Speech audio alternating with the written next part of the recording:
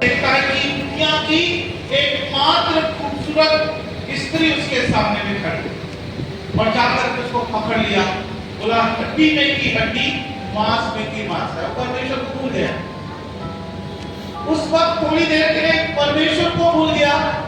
इसने मेरे लिए प्रयोजन क्या भूल गया? खूबसूरत चीज को देखकर, लड़की को देखकर उसका आवा हो गया। अब बाइबल कहती है आदम किससे बनाया गया? आपका किससे बोलिए, किससे बनाया गया? और हवा किससे बनाई गई? हड्डी से। आदम मिट्टी से, हवा हड्डी से। कौन मजबूत होगा? मिट्टी की हड्डी। हाँ, इसीलिए शादी के बाद हड्डी अपनी उंगली में क्या करती है? मिट्टी को घुमाते रहती है। ये नहीं होना चाहिए भाई। मिट्टी को परमेश्वर ने हड्डी दिया और उसी हड्डी में से निकाल करके उसके लिए पतली बनी, सहायक बनी।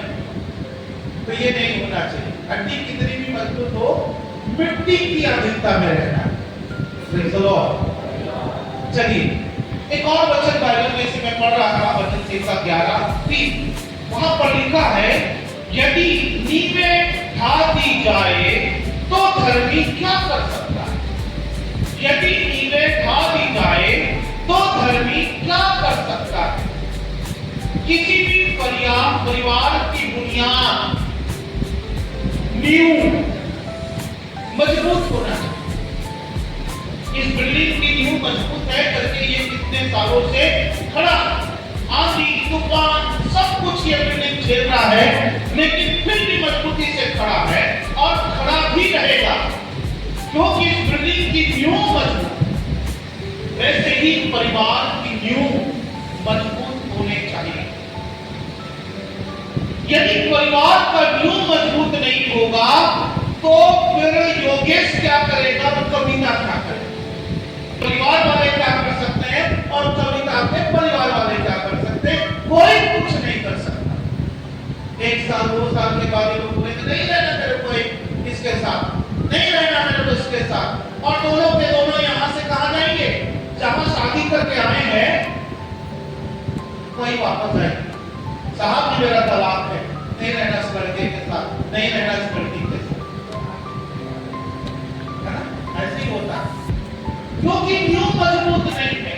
नींव मजबूत होगा तो उधर नहीं जाएंगे, भवन में ही परमेश्वर की महिमा करने वाले बनेंगे। हालेलुया। भवन में ही परमेश्वर की जयकार करने वाले होंगे। तो एक परिवार की नींव क्या है थोड़ा सा मैं बताना चाहूंगा, लेकिन विवाह क्या है? आज हम मसीही रीति रिवाज से जोड़े जा रहे हैं। विवाह के सूत्र में विवाह क्या है? विवाह कोई कॉन्ट्रैक्ट नहीं है ना? विवाह कोई अनुबंध, कॉन्ट्रैक्ट नहीं है। विवाह एक वाचा है। हमारे देश को छोड़ किसी दूसरे देश में आप जाइए, कॉन्ट्रैक्ट बेस पर शादी होती है। कितने साल रहना? 5 साल रहना। 5 साल का कॉन्ट्रैक्ट। 5 साल के बाद तुम जाओ, तुम इधर से। लेकिन भारत एक ऐसा देश है जहां पर कहा जाता है 7 जन्मों का वाचा बांध दिया जाता है। आपको जिस बैकग्राउंड से आपको पता होगा, एक दूल्हा दुल्हन पहली बार शादी करके कहीं पर गए, भगवान को, ईश्वर को, खुदा को, प्रभु को धन्यवाद देने के लिए। अब पत्नी प्रार्थना कर रही है मन में और इधर पति भी मन में प्रार्थना कर, प्रार्थना करके निकले और उसके बाद पूछा क्या मांगा? पत्नी ने बोली 7 जन्म तक आपकी मिलना चाहिए। पति से पूछी आप क्या मांगे? वो बता नहीं रहा। वो प्रार्थना किया था, अगली बार पूछनी चाहिए, ये नहीं चाहिए। तो कई बार ऐसा होता है कि लोग अनुबंध, कॉन्ट्रैक्ट समझ करके शादी करते। विवाह कॉन्ट्रैक्ट नहीं है, कवनेंट है, वाचा है। इसके मूल्य को समझना है। विवाह केवल 2 व्यक्तियों का मिलन नहीं है। विवाह परमेश्वर के द्वारा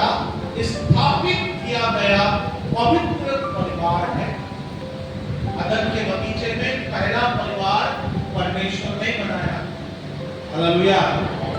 और बालकों पर ही परमेश्वर अंतिम परिवार को बनाएगा। यीशु दूल्हा होगा और कलीसिया उसकी क्या होगी? दुल्हन। तो ये अनुबंध नहीं है, ये वाचा है, दो लोगों का मिलन नहीं है, परमेश्वर के द्वारा तैयार किया गया स्वर्गीय ढांचा है परिवार, स्वर्गीय ढांचा है परिवार। अब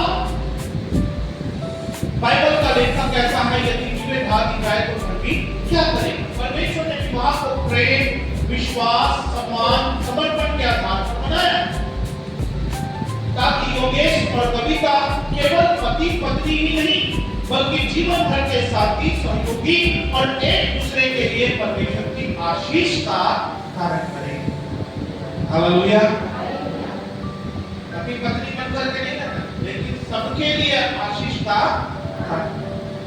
अब किसी भी बुनियाद को, चार बुनियाद होते हैं, मुख्य चार होते हैं, फिर उसके बाद बढ़ाया जाए। तो बाइबल के अनुसार चार बुनियाद, चार खंबे क्या होने चाहिए? एक परिवार को निर्मित करने के लिए, परिवार के घर को बनाने के लिए चार खंबे क्या क्या होना चाहिए?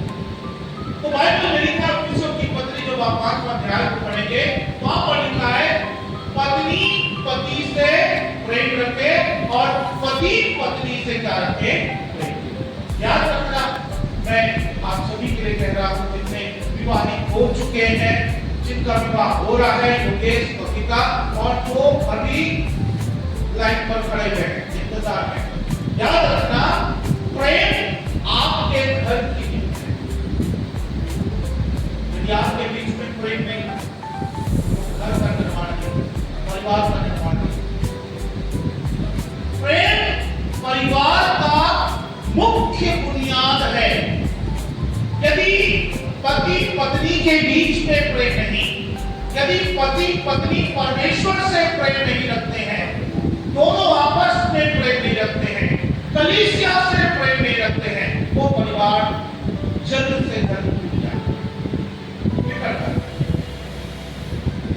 अक्सर क्या होता है, शादी हुआ, शादी तक बहुत जोश, उमंग, आनंद, खुशियां, सब कुछ है। शादी के बाद पति अपने में बिजी और पत्नी अपने में। बीते दिनों हम एक बहुत ही विशेष कार्यक्रम में गए थे, तो हमारे साथ जो लोग थे उन्होंने बताया कि मेरी बेटी का परिवार के प्रति प्रेम होना चाहिए। अक्सर हम क्या सुनते हैं, क्या देखते हैं, क्या जानते हैं? दुल्हन दहेज लेकर नहीं है ना, यही सुने ना आपको। लेकिन आज मैं आपको बाइबल का रहस्य बताता हूँ, दुल्हन को दहेज नहीं लाना चाहिए, दूल्हे को दहेज लेकर के जाना चाहिए। परमेश्वर ने यीशु को आपके दे दिया, यीशु ने अपना जान आपके दे दी। ये दुल्हा का दहेज क्यों? एक ही कारण, परमेश्वर ने सारे संसार से,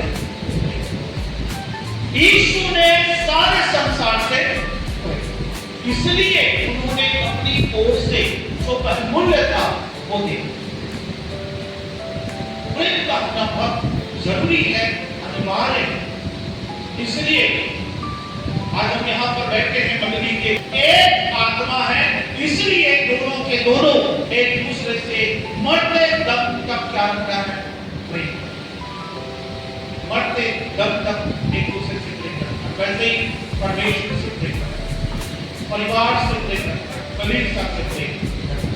दूसरी बात, प्रार्थना, प्रार्थना में जीवन। प्रार्थना आपके परिवार की शक्ति हो सकती है। यदि पति और पत्नी के बीच में प्रार्थना का जीवन नहीं है, तो वो परिवार धीरे धीरे धीरे धीरे कमजोर पड़ता है। प्रार्थना करें और परमेश्वर के नाम की महिमा जरूरी। प्रार्थना में जीवन का होना, ये आपकी शक्ति है। यदि आप दोनों के दोनों प्रार्थना में जीवन को जीते हैं, तो धीरे धीरे करके आप आत्मिक रीति से मजबूत बन सकते हैं। प्रतिदिन परमेश्वर के वचन को मनन करना है योगेश और कविता। और कितने सुन रहे हैं, क्योंकि बाइबल कहती है परमेश्वर का वचन हमारे पांव के लिए दीपक और मार्ग के लिए क्या है, जीवन के सफर में ना कई बार हम भटक जाते हैं, तो वचन पीछे से तुम्हें आवाज देगा, मार्ग यही है, इस पर चलना है। जो लोग परमेश्वर के वचन से प्रेम रखते और परमेश्वर के वचन का आदर करते, परमेश्वर के वचन का ठीक रीति से पालन करते, वे वैवाहिक जीवन में निरंतर उन्नति करते जाते हैं, बढ़ते हैं। लेकिन जिस घर में वचन नहीं है ना, समझ जाइए वहां पर बहुत हल्ला होता है। अक्सर आपने कविता योगेश की सुनेगी, योगेश कविता का सुने, दूसरे साल घर के लोग कविता योगेश की सुनेंगे और तीसरे साल आसपास के लोग उनकी आवाज को क्या करेंगे, सुनेंगे। यही होता है। परमेश्वर का वचन भरा रहे तो ना तो योगेश के अंदर से आवाज आएगी, ना तो कविता के अंदर से, ना परिवार की किसी व्यक्ति के अंदर से। परमेश्वर का वचन हमारा मार्गदर्शन करता है। क्षमा की भावनाएं आपके संबंधों को मसीह में सुरक्षित रखें। गलती सबसे होता है कि नहीं होता? कोई ऐसा यहाँ पर पति पत्नी बैठा जिससे कोई गलती नहीं आज तक, गलती सबसे हो, लेकिन क्षमा करने वाला महान कहलाता है। हालेलुया। यदि कविता से गलती हो गई तो योगेश उसको क्षमा करे, योगेश की मम्मी उसको क्षमा करे। यदि योगेश से गलती हो गई तो कविता उसको क्षमा करे, कविता की मां उसको क्या करे, क्षमा।